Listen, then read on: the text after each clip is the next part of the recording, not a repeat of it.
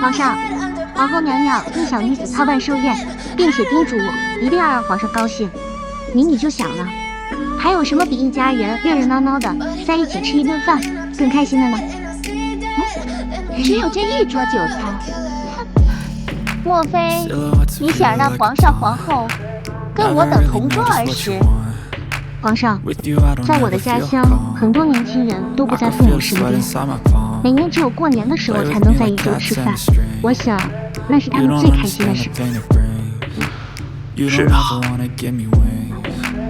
我们一家人很久没有坐在一起，安安生生的吃顿饭了。鸡肉用心良苦，不如我们还是入席吧。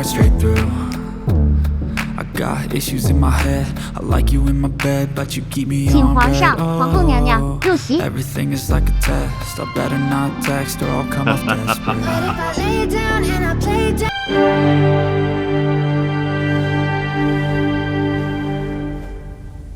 尹晴柔，你不会以为你也有资格坐在这里吧？我当然不会那么想了，那个位置是我留给大王爷的。说好了是一家人吃饭，理当应该有一儿的位置。请皇上、皇后娘娘还有各位王爷品尝，这是我亲手做的。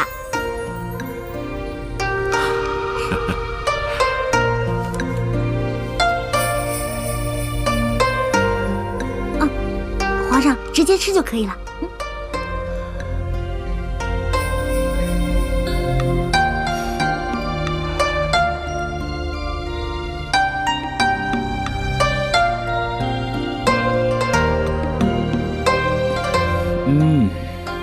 好甜呐，入口即化，非常的好吃。来，皇子吃，啊，好吃啊！啊，父皇，儿臣还有一份贺礼，请父皇笑纳。来人，端上来。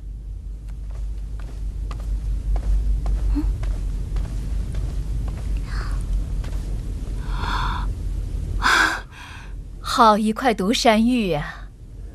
皇上，你看，此玉产于中原，雕刻精细，臣儿真有心啊！谢母后夸奖。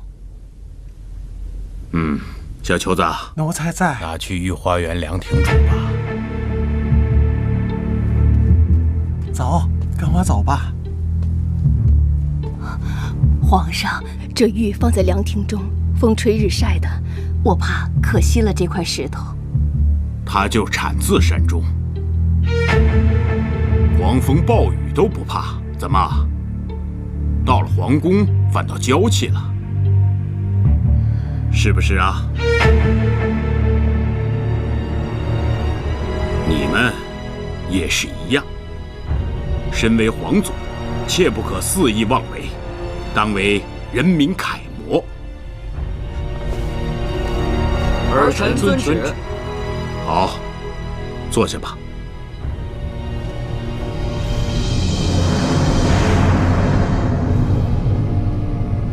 啊，萧儿，你为父皇准备的礼物呢？儿臣为父皇吹奏一曲。加油，加油！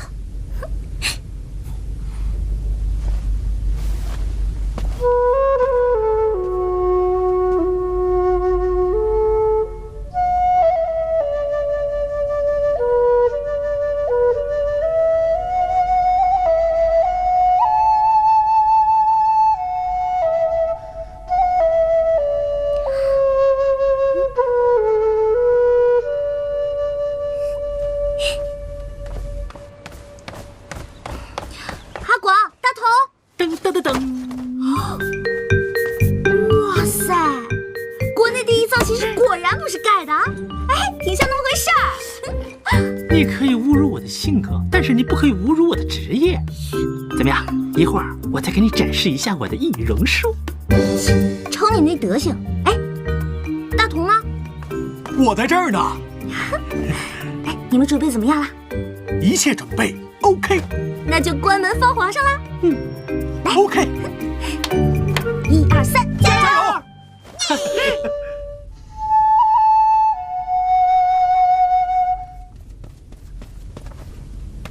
好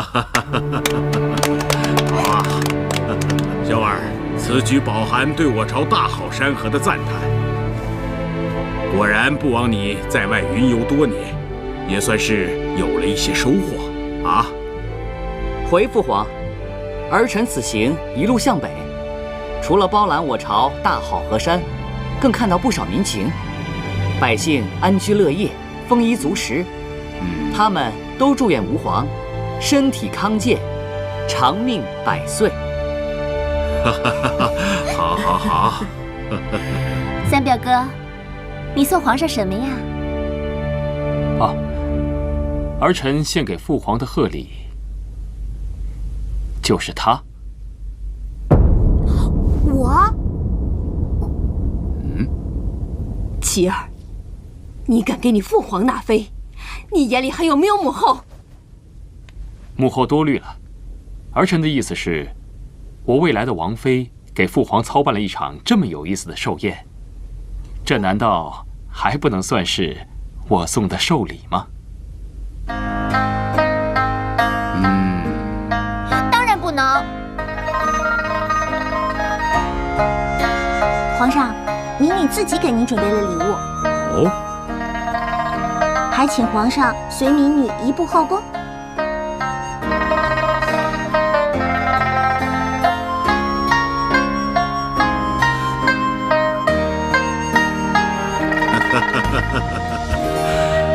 好。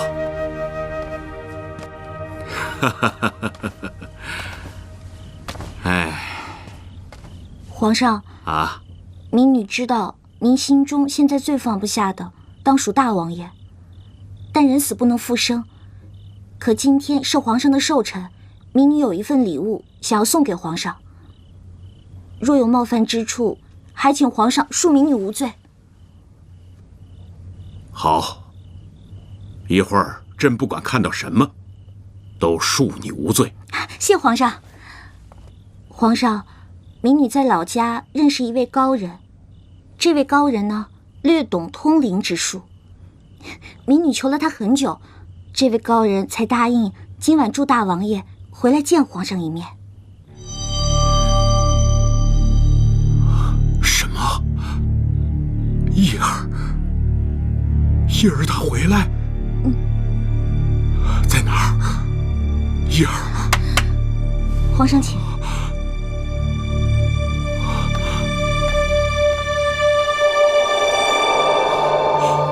叶儿，父皇留步。人鬼殊途，我们这样说说话就好。真的是你吗，叶儿？父皇好想你啊！儿臣也想念父皇，还有母后。每次看到你们因为我伤心难过，儿臣就心如刀绞。父皇，你和母后这样，让儿臣去，也去得不安心啊。叶儿啊，父皇后悔让你亲自带兵出征。不能为父皇分忧，能为我朝江山社稷而战，儿臣虽死犹荣。只希望父皇和母后能够保重身体。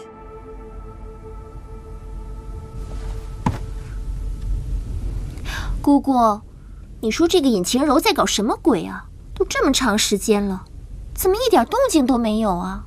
我怎么知道？我就说不应该把寿宴交给他。当初你说你一起帮忙，你都干什么了？我是想帮忙，可尹晴柔不让。晨儿，在，母后。不如你去看看。是。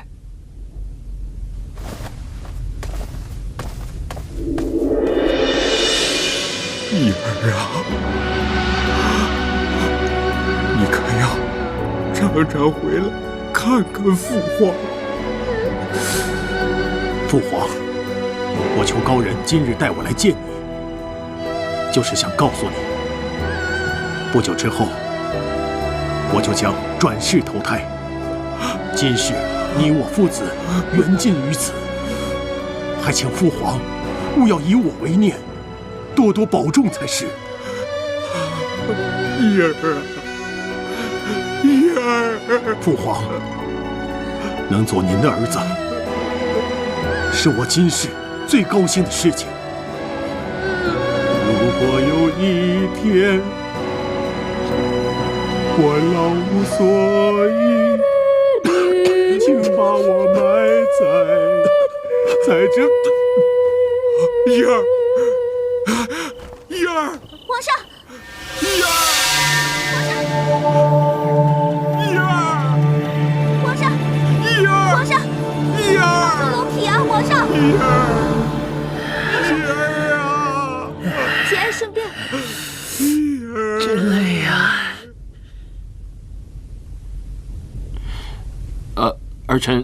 儿臣也去看看。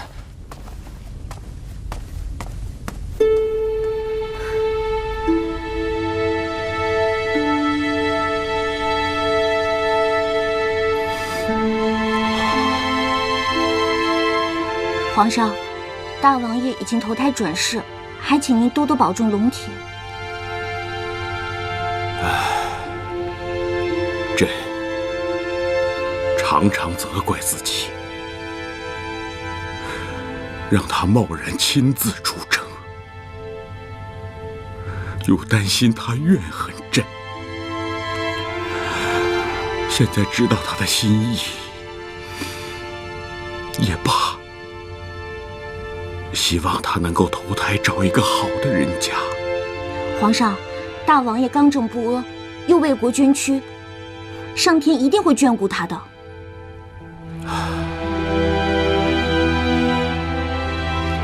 想不到你年纪轻轻，竟有如此本领。皇上谬赞了，那个民女啊，只不过是运气好，得到了一位世外高人的帮助而已。世外高人？他现在何处？朕一定要重重的赏他。世外高人啊，世外高人肯定是回他的世外去了，他们不在乎这些功名利禄的。而且皇上，你要真的要赏的话，那不如就赏我吧。啊，我说怎么都赏给他了？真想不到你是如此爽快。皇上，民女是个普通人，普通人谁不想升官发财呀？不过啊，民女不想升官，民女就想发一点点小财。好，那朕就答应你，赏你黄金100两。一发了100两啊！100两？怎么嫌少？不行不行不行，谢皇上，黄金100两，我要发。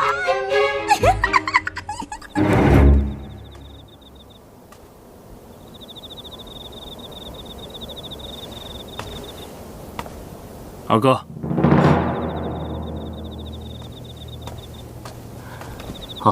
三弟啊，你可见到父皇了？父皇和尹姑娘好像还在书房，我不好打扰。哎，尹姑娘是你未过门的妻子，要不你进去看看？既然他们还没有出来，我们在这里等候便是了。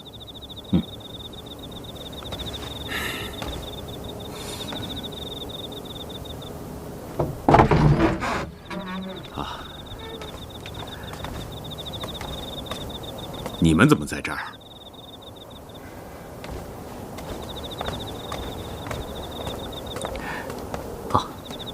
母后看父皇离席多时，特意让臣儿过来看看。皇上，皇后娘娘他们也等待多时了，不如我们就赶紧回去吧。好吧。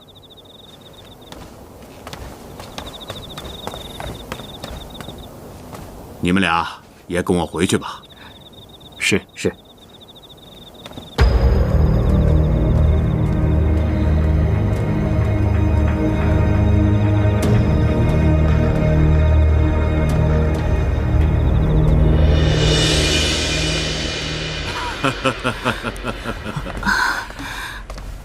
皇上，怎么去了这么久啊？啊，是不是尹晴柔又做错什么了？没惹皇上生气吧？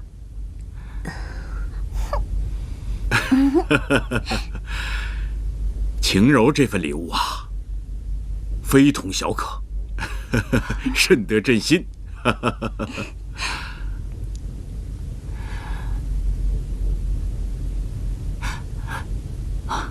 父皇，到底是何礼物？儿臣越来越好奇了。这皇上，民女有个请求。好，说。我希望这份礼物成为我跟皇上之间的秘密。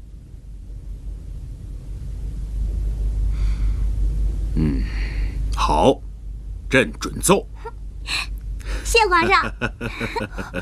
皇上，难道连哀家都不能知道吗？皇后，不要着急。这份礼物非同小可，你只要知道，朕从今天开始一定会保重龙体，伊儿的事情不会再伤心了。皇上，你说的是真的吗？当然是真的。你身为母亲，伊儿的事情，朕难受，你一定会比朕更加难受。但是你为了朕这么多年来一直忍着，真是辛苦你了。只要皇上明白臣妾的良苦用心就好。朕都懂。好了，今天是朕的生日，不愉快的事情咱就不说了，咱们全家一起吃蛋糕，喝 Lucky's。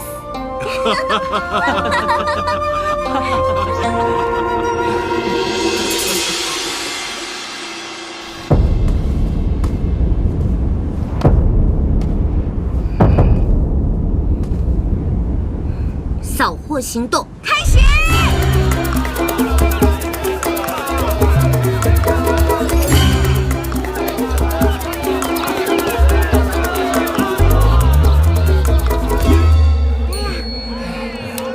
太过瘾了！以前啊，我就想着去星光天地扫个货什么的，就学电影里那样。这个都不要，其他全给我包起来。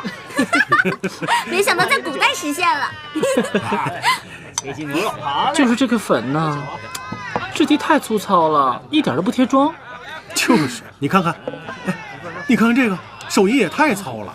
哎呀，你们两个要是嫌弃啊，就自己做去。你以为我不行啊？如果我真开个胭脂店，就得比他们都强。哎，没错，要是让我在这儿开个铺子什么的，我做的东西保准比他们有用的多。那就开呀！开什么啊？开什么？你开胭脂店，你开百货店，说不定过不了多久，我们就是这全京城最有钱的人了。哎，等会儿，我们俩开店，那你干嘛呀？你就白吃白喝啊？我嘛，负责哄老皇上开心，给咱们赚本钱啊。哎，其实啊，就算他什么都不干也行，因为这100两黄金本来就是皇上赏他的。哎呀，别这么说，我们呐现在是一根绳上的蚂蚱，有福同享，有难同当。反正也暂时回不去了，都是要过日子的，那还不如过得好点，你们说是吧？啊？也对啊，也好。哎，那这样，来，祝我们生意兴隆。老板，哟，打包的菜做好了吗？哎，做好了。大嫂，今天怎么没见那个小姑娘跟你一起来啊？她在店里呢。啊，我给小姑娘准备了一份礼物，你帮我带给她吧。不用，太客气了。谢谢。没事儿。其实大嫂，我有件事儿想麻烦你。哦，你说。在这附近有没有好一点的店铺要转售或者出租的？我想盘个店。这没问题，包在我身上。你跟我家小丫头又那么投缘，以后到家里来做客。那就谢谢大嫂啦。不用，谢谢啊。哇，能赚好多钱！耶！哟，双儿姑娘，你的贵人还没有来接你啊？他会回来的。你信吗？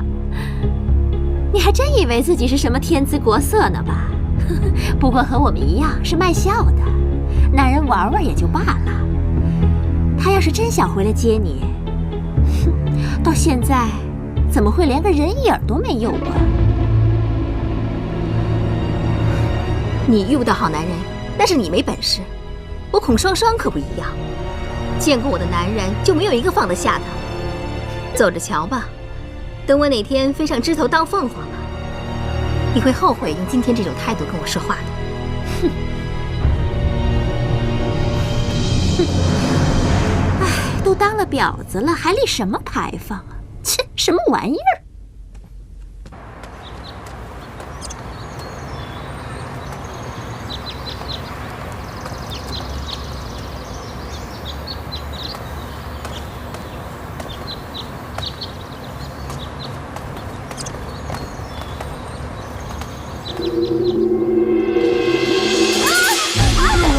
怎么了？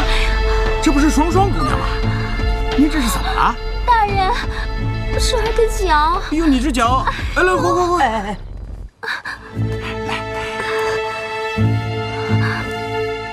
多谢大人。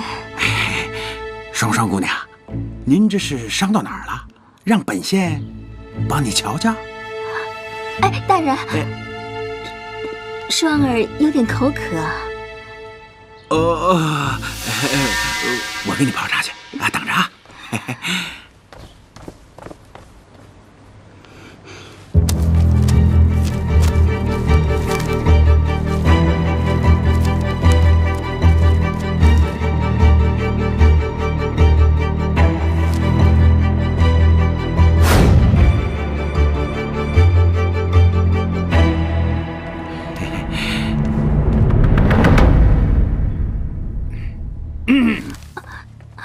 大人，双儿姑娘，您这是？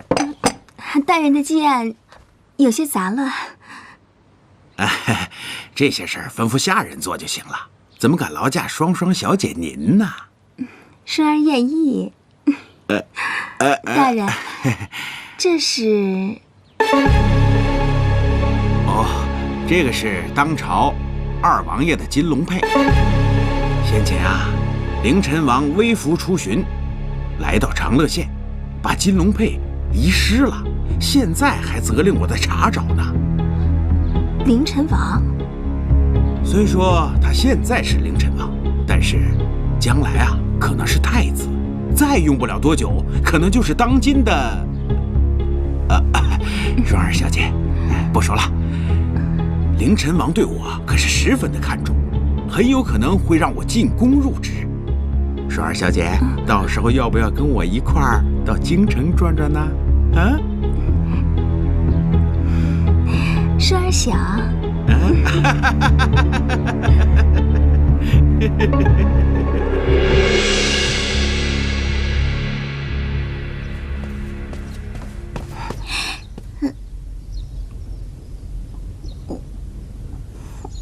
参见皇上、皇后娘娘、三王爷。起来吧。谢皇上。晴柔啊，皇上的寿宴你办得非常好，皇上高兴，哀家也高兴。说吧，你想要什么赏赐啊？赏赐？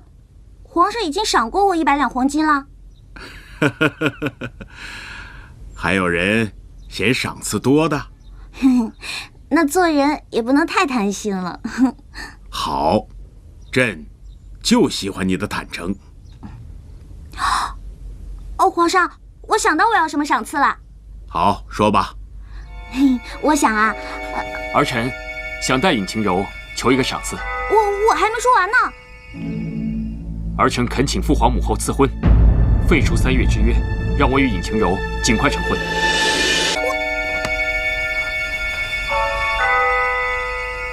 不是都已经说好了吗？好了，有这样的姑娘做朕的儿媳妇，朕心甚慰啊。尹晴柔接旨。民女在。朕现在就将你赐给灵齐王谢延琪为妃，择日成婚。儿臣谢过父皇。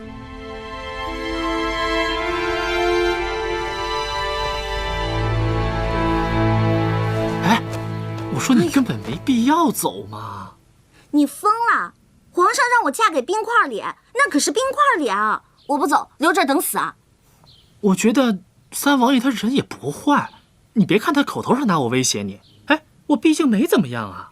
再说那天皇上寿宴，人家那么卖力的替你说话，我觉得呀，你嫁给他也不错。可是我不知道为什么，我就特别讨厌他，因为他总欺负我。哎，要是这样的话，你就更得嫁给他了。你想啊，一旦你嫁给了他，你才有无数次的机会去折磨他。得了吧你，那个冰块脸，我可惹不起。哎，对了，你到底跟不跟我走啊？那，你要真铁了心要走，那我肯定得跟你走啊。够哥们儿。但是怎么着也得跟老周说一声吧，他还各种找店铺开店呢。哎呦，我怎么把这事儿给忘了？哎呀，你说这古代人也真麻烦。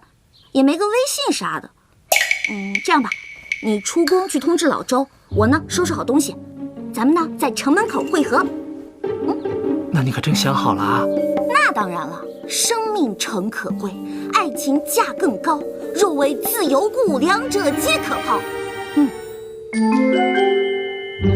怎么办？怎么办？这可怎么办呀，姑姑？嫣然呐，你可别转了。姑姑，你可得帮帮我！姑姑，你答应过我，灵齐王妃除了我，谁也当不了。姑姑，你最疼嫣然了。你知道，我打小就喜欢三表哥，他要是娶了别人，我会伤心死的。嫣然呐，你说的这些，哀家都知道。可现在，连皇上都开了金口了，你让我怎么办呢？我就要三表哥。你可是我们杜家的女儿，哀家绝不允许你去给别人当妾。你还是死了这条心吧。姑姑，要不然这样吧，齐儿呢，虽然才貌双全，可论起对人体贴入微，晨儿才是最好的，要不然……哎呀，姑姑，二表哥再好，我心里也只有三表哥一个人。姑姑这不是不想你嫁得那么远吗？我不，姑姑，你要是心疼我的话，就帮我把三表哥抢回来。你嫣然，嫣然，不许胡闹！参见皇后娘娘。哥哥来了，你来的正好。你帮我劝劝嫣然。这事我知道了。嫣然的婚事，皇后娘娘就不要再操心了。既然三王爷心有所属，那是嫣然她没有这个福气。爹，你还要怎么样？输给一个来路不明的丫头，你还好意思跑到皇后这里来，让她为你做主？嫣然，让她去吧。这丫头被我宠坏了，是时候让她知道，不是她想要什么就能得到什么。哥哥，嫣然只不过是个女儿家，你也太严厉了吧？你嫂子去世以后，就留下嫣然这么一个女儿，被我娇生惯养，才这么没大没小。刚才我听见皇后娘娘提起了二王爷。没错，你也知道我心疼嫣然，一直想把她留在我身边，所以就想齐儿不行，还有晨儿。不知哥哥意下如何？皇后娘娘视嫣然为亲生女儿，您的安排是最好的。可是嫣然，你放心，我会跟她好好谈谈。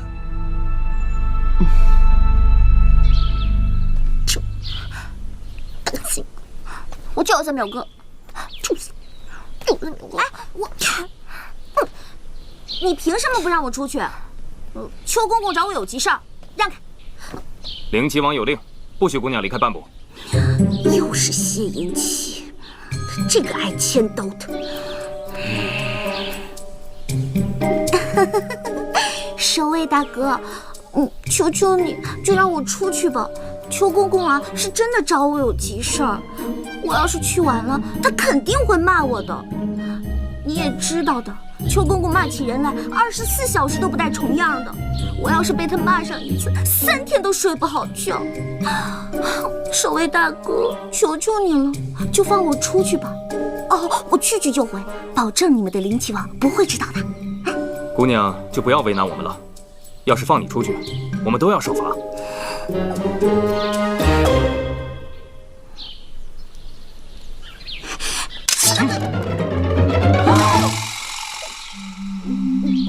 我一个弱女子，没必要对我动刀动枪的吧？姑娘，请回吧。尹晴柔，皇后娘娘等你半天了，你还磨蹭什么呢？再不去，娘娘要发火了。皇后娘娘找我？废话，邱公公不是一早就派人去告诉你了吗？你怎么还在这儿？皇后娘娘在御花园已经等不及了，让我来看看你。你等着，一会儿我一定禀告皇后娘娘，让她好好责罚你。哎呀，杜大小姐，不是我不去，是这位守卫大哥不让我出去啊。谁让你来的？属下是奉灵气王的命令，不许尹晴柔离开。灵气王大还是皇后大？那还用说，当然是皇后娘娘大了。守卫大哥，你还是让我出去吧。要是皇后娘娘怪罪下来，我受罚掉了脑袋，你也跑不了。可是，放你出去，我们也一样要受罚。哎呀，我不是说了吗？我去就回，你们灵气王不会知道的，你也不会受罚的。你信不信？我现在就去禀报皇后。守卫大哥，求求你了。还不快让开！是。还不快走！是。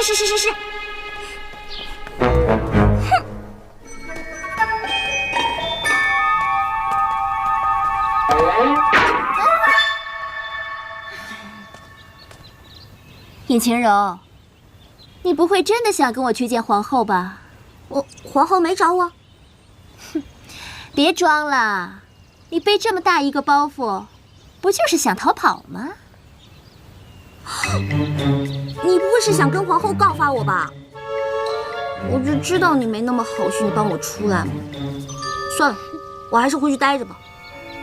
回去待着，大不了就是嫁给谢恩琪。要是跟你去见皇后，分分钟就没命了。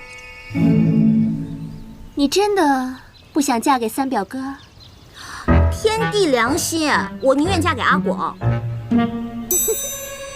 尹晴柔啊，尹晴柔，既然你这么说，好，那我就信你一次。你走吧。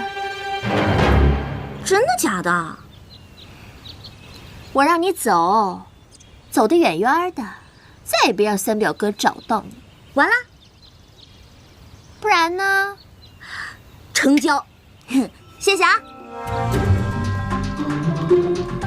拜拜。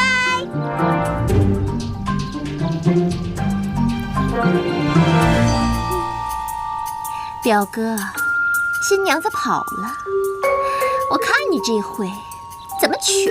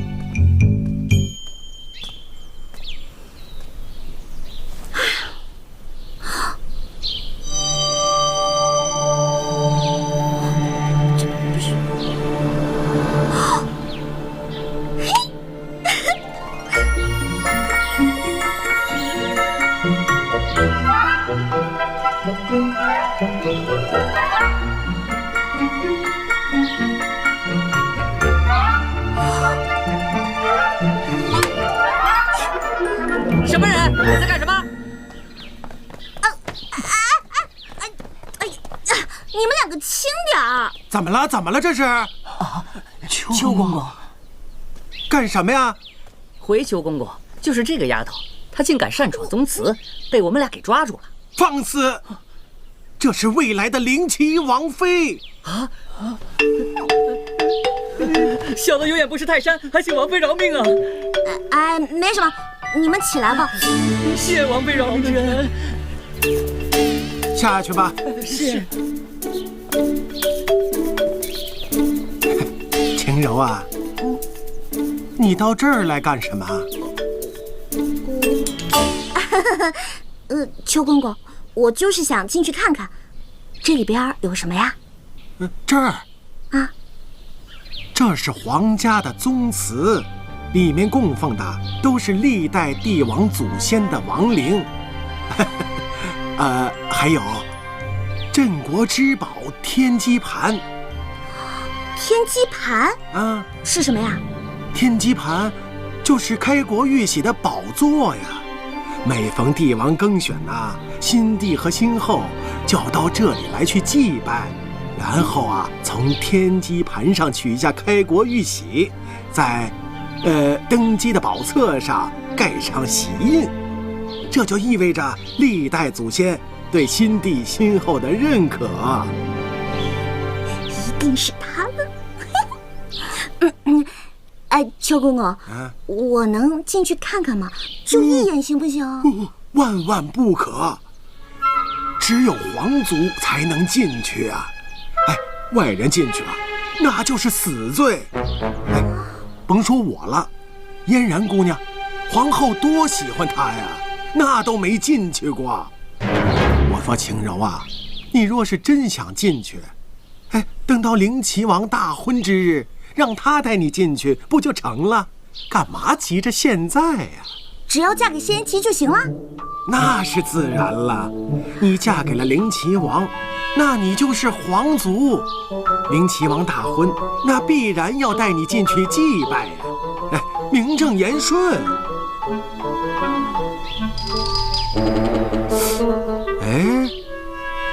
晴柔啊，你进去干什么呀？没什么，我呢就是好奇害死猫。猫也进不去呀。我听说啊，这里边戒备森严，陷阱到处都是。甭说一只猫了，连一只苍蝇都飞不进去。不过你要是真进去了，那就得……我本来呀还想着再多教你点东西，省得以后回到王府像个野丫头，没规矩，被人家笑话。可是没想到啊，你这丫头命好，皇上开了金口赐婚。不过这以后啊，规矩还是得学。古人云，学无止境嘛。我说晴柔啊，你这丫头跟你讲个话怎么这么费劲呢？像对牛弹琴。我告诉你啊，以后哪天三王爷把你给休了，你可别哭，指不定谁休谁呢。什么？没什么，邱公公，我想最后问您一次，是不是只有嫁给三王爷才能够进入宗祠啊？有啊。什么方法啊？嫁给二王爷、四王爷，或者皇上。算了，我还是嫁给三王爷，至少还算半个熟人。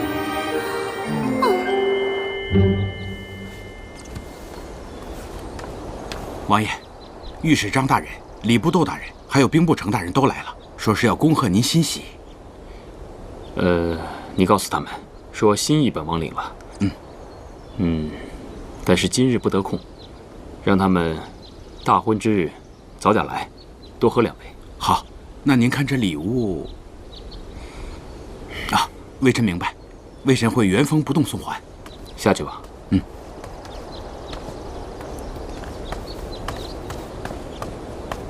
哎，独孤，你来的正好，来，瞧瞧这古琴。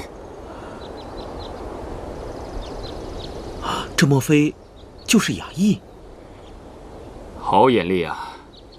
此琴正是雅意，是本王弱冠那年父皇赐予我的。很多年了，这琴一直藏于阁楼，今日也该拿出来晒晒太阳了。果然是好琴。王爷，看您今天兴致不错，不如弹奏一曲如何？也好，那本王就献丑了。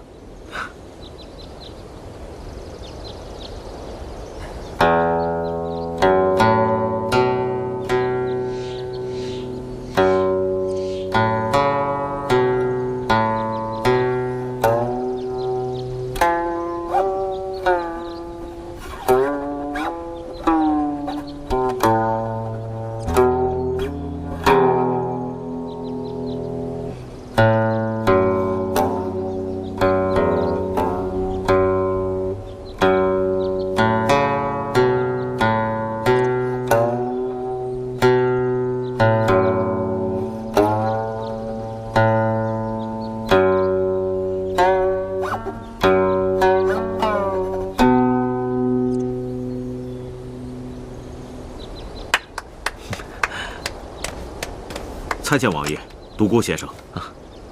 尹浩，你何时到的？有一会儿了，被王爷的琴声所吸引，所以在下就没敢打扰。王爷，今日我才知道，原来王爷的琴艺如此高超啊！哪里呀，这雅意呀，若是让那个人来弹奏，独孤，你必定惊为天人。哦，此人是谁？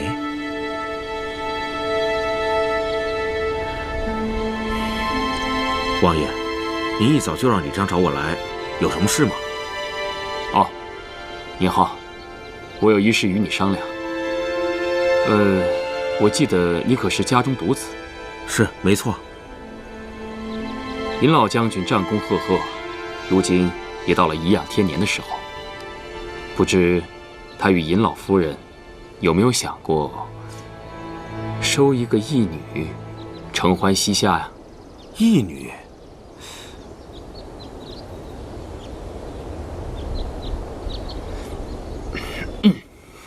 就是尹晴柔。晴柔？我明白了，王爷呢是想让尹姑娘以尹老将军义女的身份嫁入王府。没错。你看啊，他也姓尹，500年前你们还真说不定是一家人呢。再者，你也没有妹妹，多一个岂不更好？这，王爷是怕尹姑娘的来历一直被大家取笑，所以这次一次性解决。不过王爷，您为尹姑娘可真是煞费苦心呢。我可不是为她呀，我这是为我自己着想。哦，父皇赐婚，我不能不从，但又不能让世人说我谢延琪的王妃来历不明，失了我的名声。既然王爷都开了口，回去我和我爹娘商量一下，他们若知道是王爷的事，想必也不会不答应。那就有劳你了。王爷言重了。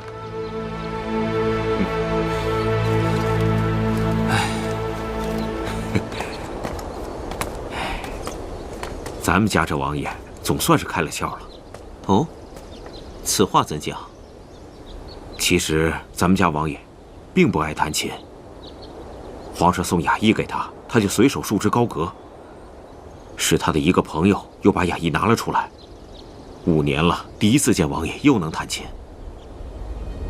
这么说，这位朋友在王爷的心目中位置很重啊。是很重。这位朋友走的时候，王爷整个人就像被掏空了一样。还要谢谢天上掉下的尹晴柔啊。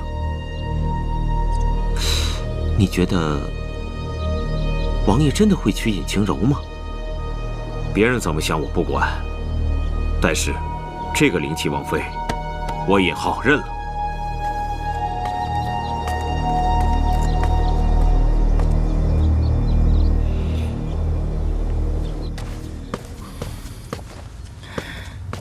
王爷，舅舅，你可算来了，怎么样？王爷何必着急？我能不急吗？寿宴那天，我分明就听到尹晴柔和父皇提到了大哥的名字，可我打听了多日，竟没人知道他们到底说了些什么。怎么样？母后怎么说？皇后也不知情，皇上也只是对她说，不必思念大王爷，各安天命便是。这是什么意思？我也猜不透啊。舅舅，这与敌军联手害死大哥的事，你也有份。万一被查出来，你我可都是通敌叛国的死罪。这个我当然知道，可看皇上和皇后的样子，也不像发现了什么。你确实听清楚了，皇上和尹晴柔提起了大王爷。我只听到了大哥的名字。当我准备上前打探的时候，老三来了。这尹晴柔是老三没过门的妻子，他们究竟在盘算着什么？这还用说？看来惦记皇位的不止你我。不管老三在算计什么，我们先下手为强。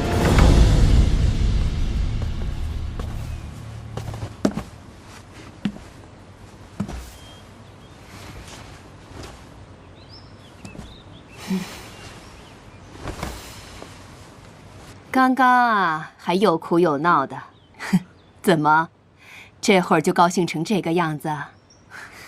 嫣然，你不是被气糊涂了吧？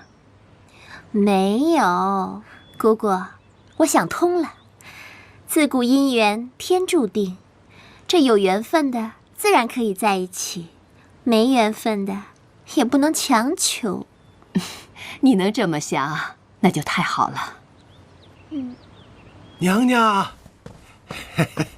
哎呀，启禀皇后娘娘，刚才尹老将军向皇上请旨，说要收尹晴柔为义女，皇上已经准了，改日啊就要送尹晴柔去待嫁了。尹老将军，啊，他怎么突然想收干女儿了呢？这个，听说是三王爷的主意。这个老三倒是怪上心的。嫣然，嫣然，尹晴柔呢？叫姑娘问的，她自然在她自己的房间喽。你确定？哎，我刚从她那儿过来呀。尹晴柔，你竟敢骗我！嫣然，快去看一下。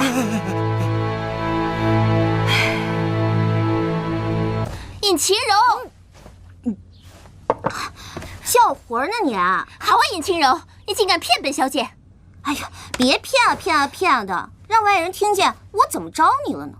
你不是说要离开皇宫的吗？怎么能如此言而无信，出尔反尔？这可是皇宫啊，哪能说走就走呢？再说了，这儿好吃好喝的，外面大风大浪的，我在这儿挺舒服的。你无赖骗子，走，我送你出去。别，不劳您大驾，我觉得这儿挺好的。你不是说誓死不嫁给表哥的吗？现在又留在这，是何居心？那个，请注意你的措辞，誓死不嫁什么的，意思就是只要死不了，还是可以嫁一下下的嘛。你这女人，之前还信誓旦旦说不嫁，现在又反悔，肯定是贪图王妃的身份。哎，对，你太懂我了。你说谢云奇仪表堂堂，又是皇亲国戚，我若当上了王妃，那岂不是呼风唤雨？哎，这么好的事儿，谁不愿意嫁呢？你说是吧？我就勉为其难的，谁让谢云奇他非我不娶呢？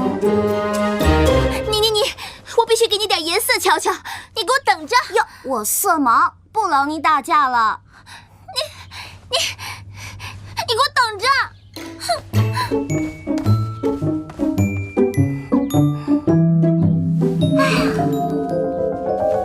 尹晴柔，我与你势不两立！住手！成何体统？你还不放下？身为我杜印的女儿，竟如此有失身份。爹，表哥他要娶的那个荒野村妇，言语重伤孩儿，孩儿被人欺负了，爹要替我做主啊！此事我略知一二，皇上既已赐婚，木已成舟，你就另作他想吧。不嘛，我就是非三表哥不嫁。再说我也咽不下这口气。住口！我早就跟你说过，让你跟二皇子亲近亲近。自古立长不立幼，大太子归天以后，太子之位就是二皇子的囊中之物。你嫁给他以后就是太子妃，再假以时日，就是母仪天下的皇后。连这点道理你都参不透吗？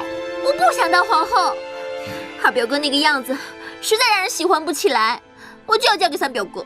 你不要老看你二表哥举止轻浮，可他内心有雄韬伟略，颇具大志，嫁给他才是你最好的出路。不嘛，我非谢云奇不嫁。大胆！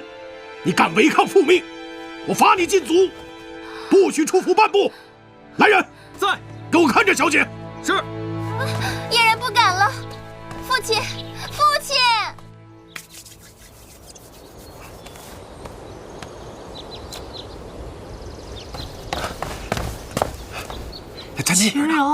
晴柔，哎，这儿呢。哎，走。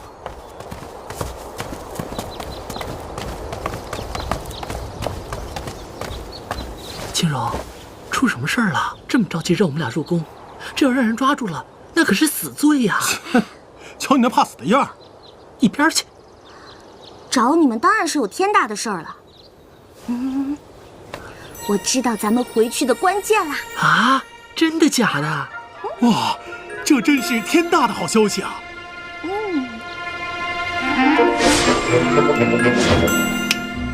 我想，我们回去的关键，也许就是那个放在皇室宗祠里的天机盘。天机盘？那还想什么？进去一探究竟就是了。你傻呀你！外面有大内侍卫把守，里面有机关重重，我们要是这么进去啊，分分钟就……啊，那怎么办呢？我呢，思前想后，觉得想毫发不伤地进入祠堂的方法呢，只有一个。哎呀，我的祖宗，你就别卖关子了，赶紧说吧。那就是嫁给谢云奇。要我说，肯定还有别的办法。哎，看我今天晚上就把天机盘偷出来。嗨，是与不是，看清楚了不就行了吗？哼，你当自己是陆小凤还是西门吹雪啊？那可是皇宫禁地，大内侍卫围的是里3层外3层的，连只苍蝇都飞不进去。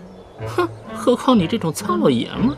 我不行，你行你上啊，no can no baby。你俩别说了，我现在不也正为难着呢吗？硬闯肯定是不行了，所以我才把你们俩叫过来商量一下有没有别的办法。对，怎么也不能让你牺牲色相吧？够哥们。哼，我倒觉得嫁给三王爷那招不错。哎，你三王爷那么帅，又是皇亲国戚，放到现在，那个妥妥的是白马王子，能嫁给他，那可是万千少女朝思暮想的梦啊！晴柔，你跟我说，你就从来没想过嫁给高富帅吗？想是想过，可冰块脸不一样。有什么不一样？人家三王爷对你可是有情有义的。哎，你把话说清楚了，他怎么对我有情有义了？别不信，我早就打听清楚了。你之前在宫中犯的那些错，你以为是谁给你解决的？三王爷。还有，之前你受罚的时候，有人替你解围，那可都是三王爷授意的。青柔，要我说呀，你就别想什么歪招了，事儿就这么定了，乖乖的嫁给三王爷，进祠堂一探究竟。要是行的话，我们就解决了穿越的问题；要是不行的话，乖乖的做你的王妃。我们以后啊，还得指望着你呢。得，起火，走人。晴柔，那我们走了啊。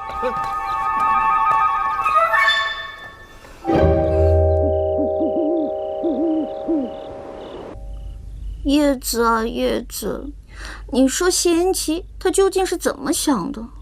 他是喜欢我呢，还是讨厌我？喜欢我，不喜欢我，喜欢我，不啊！尹晴柔，你醒醒！这么狗血的桥段你也用啊？好烦啊！这古代人到底是怎么想的嘛？晴柔啊，你这说什么呢？这是，周公公。哟，到底是要当王妃的人了，连讲话都不正眼瞧老奴了。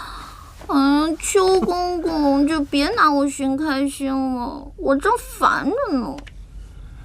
我跟你说呀，晴柔，这要当了王妃呀，言谈举止可一定要小心，千万别乱了规矩。明天就是你出宫的日子了，你这一走，一时半晌的，那是见不着了。公公，我舍不得你。我呀，就是瞧不得你这可怜巴巴的小眼神儿。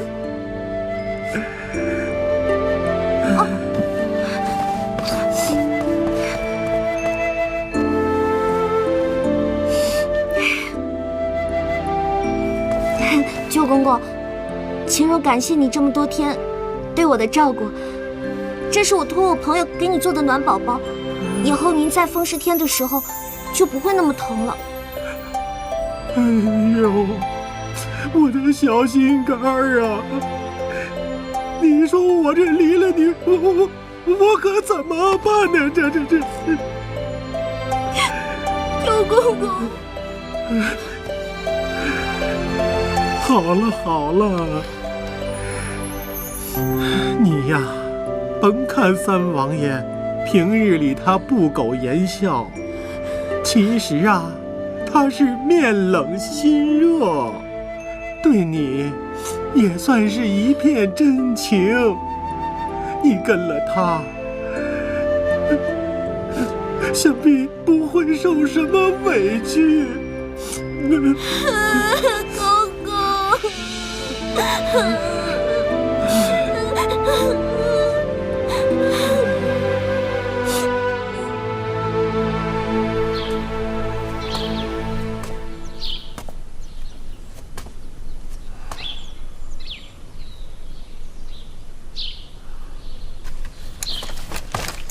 尹姑娘，轿子已在外等候，咱们走吧。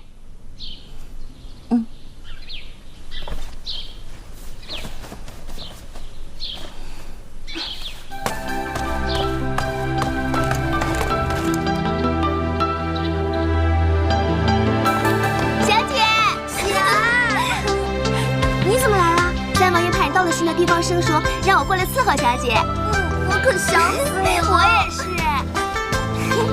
晴柔，先随我去见过家父家母。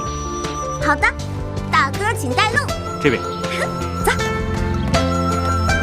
爹娘，晴柔来了。哦。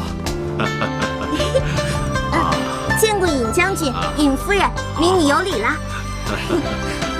哎呦，好漂亮的姑娘，看到你就喜欢。尹夫人夸奖了，您才是又富贵又端庄呢。好甜的嘴巴呀，王爷真是有福气。你看，我们又多了个女儿了吧？尹将军、尹夫人如果不嫌弃的话，那民女就叫二位爹娘如何？好，好，好。哎，太好了，真好。浩儿，你又多了个妹妹不是？大哥好。青柔，以后有什么事，大哥一定赴汤蹈火。大哥，这话我可记着了啊。参见王爷。尹老将军、尹夫人，不必多礼。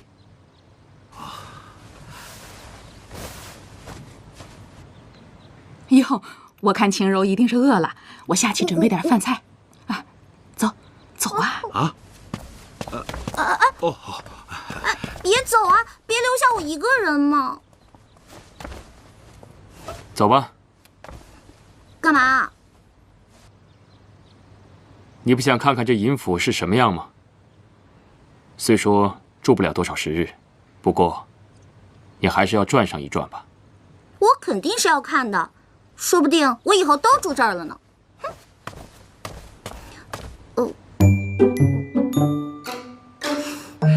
走哪边啊？右边。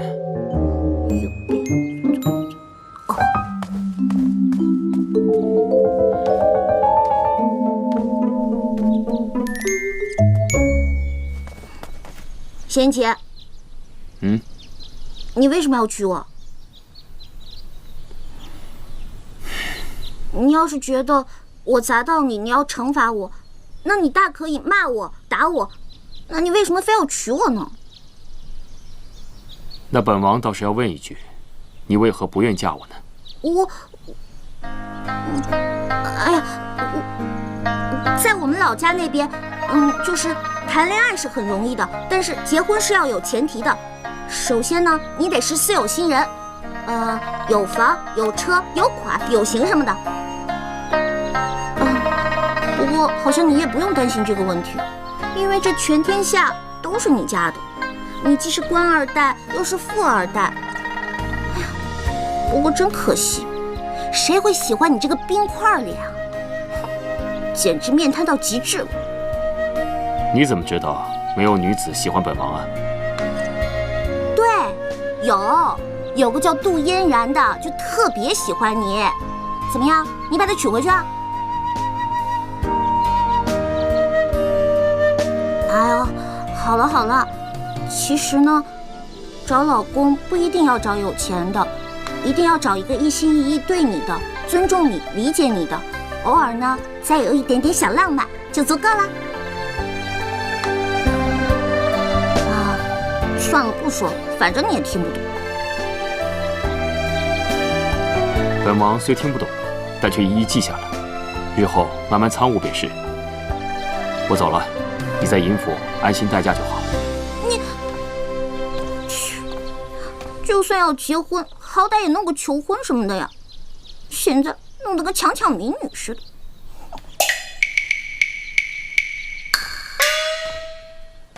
你说什么？何为求婚呢？哎呀，我什么都没说，我走了。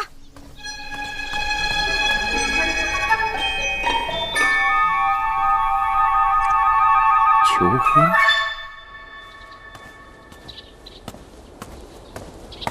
婚？给我让开，滚开！小姐，相国大人吩咐，没有他的命令，不许你踏出府门半步。滚开！本小姐要出门，你居然敢阻拦！就不怕我禀告我爹，要了你脑袋？哎，请小姐息怒，连你也能忤逆我！不要为难小的。给我让开！小姐，您别这样，您不要为难我们，小姐。让开！大胆！参见王爷。你们吃了豹子胆了，敢在本王面前造次！王爷息怒，小的只是奉命行事。表妹，你所为何事和这些下人纠缠在一起啊？成何体统？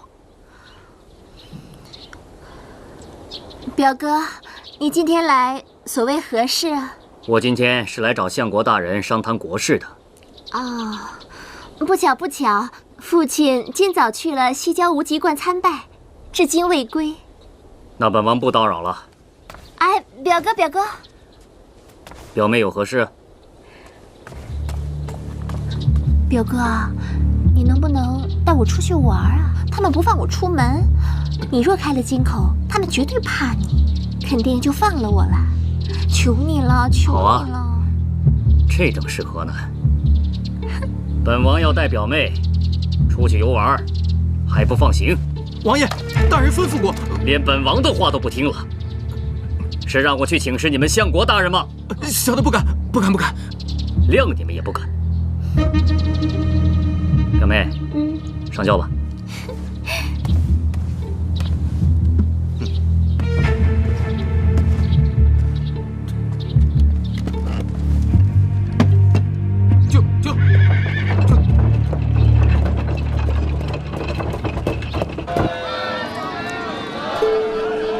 这京城的集市，比起北京的国贸、金融街，可真是差太远了。不过麻雀虽小，五脏俱全。古代的城市，所谓繁华，大概也就是如此吧。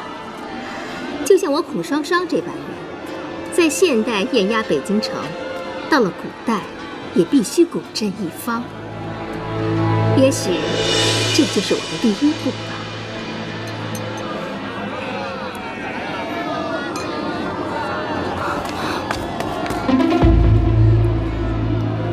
表妹啊，要不然我们去醉仙楼尝尝河鲜如何呀？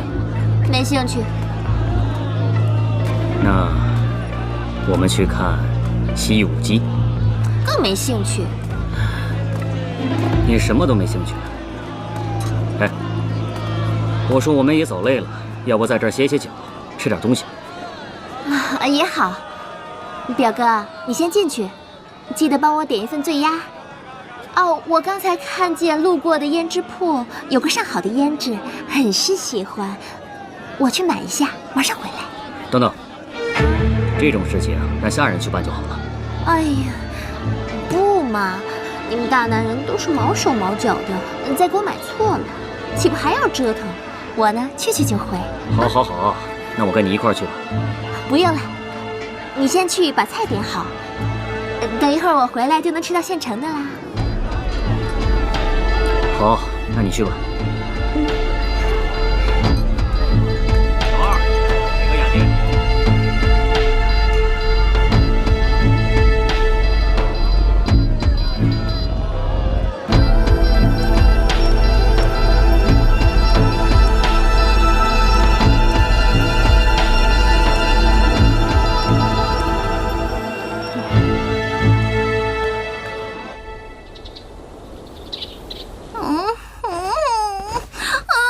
小姐，你就别晃了，你晃得我眼睛都花了。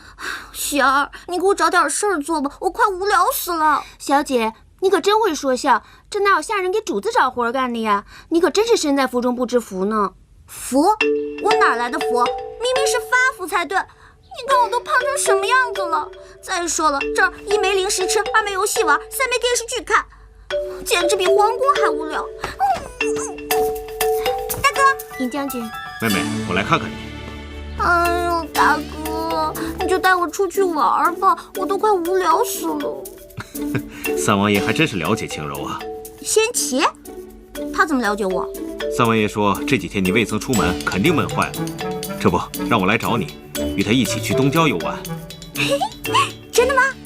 管他是仙七还是仙八，只要能出去玩就行。走吧。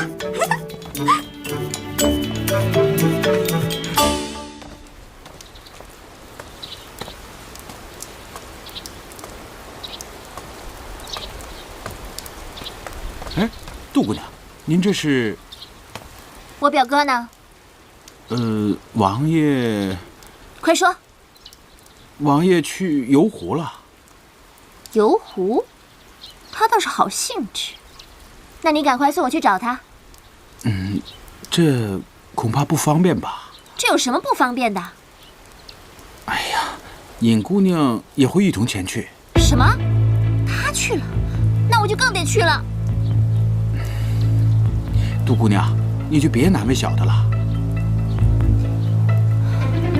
李章，我好歹也是皇亲国戚，你既然要是不送我去，我见到表哥就说你把我扔在大街上，不管我死活。我要是有个3长2短的，我看他们不拿你试问才怪。反正我今儿是非去不可，你自己看着办吧。好吧，那就请杜姑娘稍等片刻，李章这就去准备。